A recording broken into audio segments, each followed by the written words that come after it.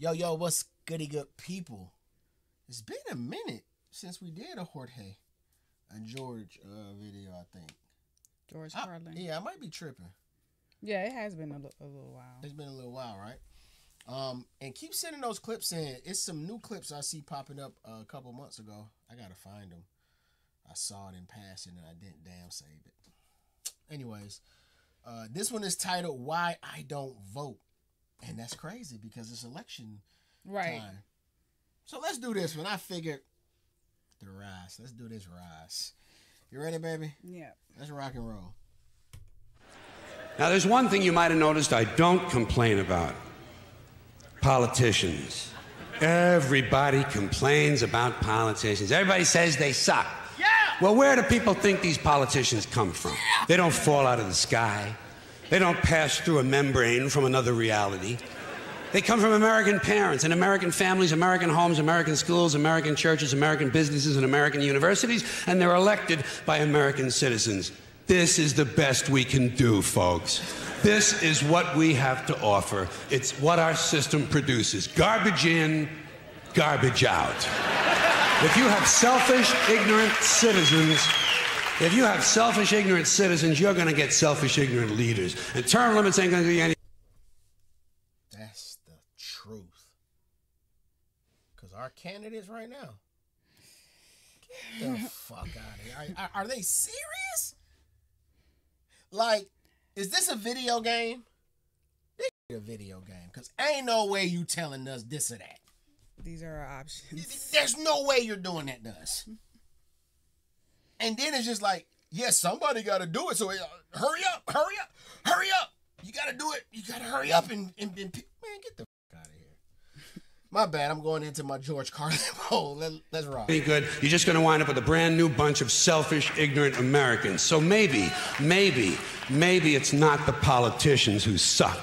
Maybe something else sucks around here. Like the public. Yeah, the public sucks. There's a nice campaign slogan for somebody. The public sucks. Hope.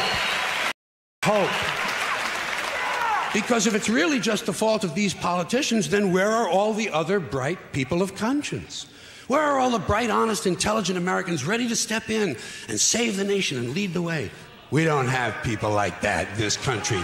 Everybody's at the mall, scratching his ass, picking his nose, taking his credit card out of his fanny pack and buying a pair of sneakers with lights in them. Wait a minute. Did he just say reaching into your fanny pack with a credit card to buy sneakers?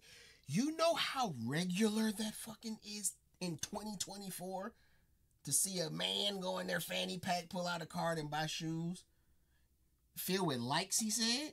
He said lights in the shoes. Oh, that's crazy that back then that the same was yeah. going on. Yeah, we suck. So I have solved this little political dilemma for myself in a very simple way. On election day, I stay home. I don't vote. I don't vote. Two reasons I don't vote. First of all, it's meaningless. This country was bought and sold and paid for a long time ago. They shuffle around every 4 years. Doesn't mean a fucking thing. And secondly, I don't vote because I believe if you vote, you have no right to complain. People like to twist that around, I know. They say, well, if you don't vote, you have no right to complain. But where's the logic in that? If you vote and you elect dishonest, incompetent people and they get into office and screw everything up, well, you are responsible for what they have done. You caused the problem. You voted them in. You have no right to complain. I, on the other hand, who did not vote, who in fact did not even leave the house on election day, am in no way responsible for what these people have done and have every right to complain as loud as I want about the mess you created that I had nothing to do with. So I know that a little later on this year you're going to have another one of those really swell presidential elections that you like so much. You'll enjoy yourselves. It'll be a lot of fun. I'm sure as soon as the election is over, your country will improve immediately. As for me, I'll be home on that day doing essentially the same thing as you. The only difference is when I get finished masturbating, I'm going to have a little something to show for it, folks. Thank you very much. But if you talk to one of them about this, if you isolate one of them, you sit them down rationally, and you talk to them about the low IQs and the dumb behavior and the bad decisions, right away they start talking about education. That's the big answer to everything. Education. They say we need more money for education. We need more books, more teachers, more classrooms, more schools. We need more testing for the kids. You say to them, well, you know, we've tried all of that, and the kids still can't pass the test. They say, don't you worry about that. We're going to lower the passing grades. And that's what they do in a lot of these schools now. They lower the passing grades so more kids can pass. More kids pass, the school looks good, everybody's happy, the IQ of the country slips another 2 or 3 points, and pretty soon all you'll need to get into college is a fucking pencil. Got a pencil? Get the fuck in there, it's physics. Then everyone wonders why 17 other countries graduate more scientists than we do. Education. Politicians know that word. They use it on you. Politicians have traditionally hidden behind 3 things: the flag, the Bible, and children. No child left behind. No child left behind. Oh, really? Well, it wasn't long ago you were talking about giving kids a head start. Head start, left behind. Someone's losing fucking ground here. But there's a reason. There's a reason. There's a reason for this. There's a reason education sucks, and it's the same reason that it will never, ever, ever be fixed. It's never going to get any better. Don't look for it. Be happy with what you got. Because the owners of this country don't want that. I'm talking about the real owners now. The real owners, the big wealthy business interests that control things and make all the important decisions. Forget the politicians. The politicians are put there to give you the idea that you have freedom of choice. You don't. You have no choice. You have owners. They own you. They own everything. They own all the important land. They own and control the corporations. They've long since bought and paid for the Senate, the Congress, the state houses, the city halls. They got the judges in their back pockets. And they own all the big media companies, so they control just about all of the news and information you get to hear. They got you by the balls. They spend billions of dollars every year lobbying to get what they want. Well, we know what they want. They want more for themselves and less for everybody else. But I'll tell you what they don't want. They don't want a population of citizens capable of critical thinking. They don't want well-informed, well-educated people capable of critical thinking. They're not interested in that. And when they do find those people, they recruit them.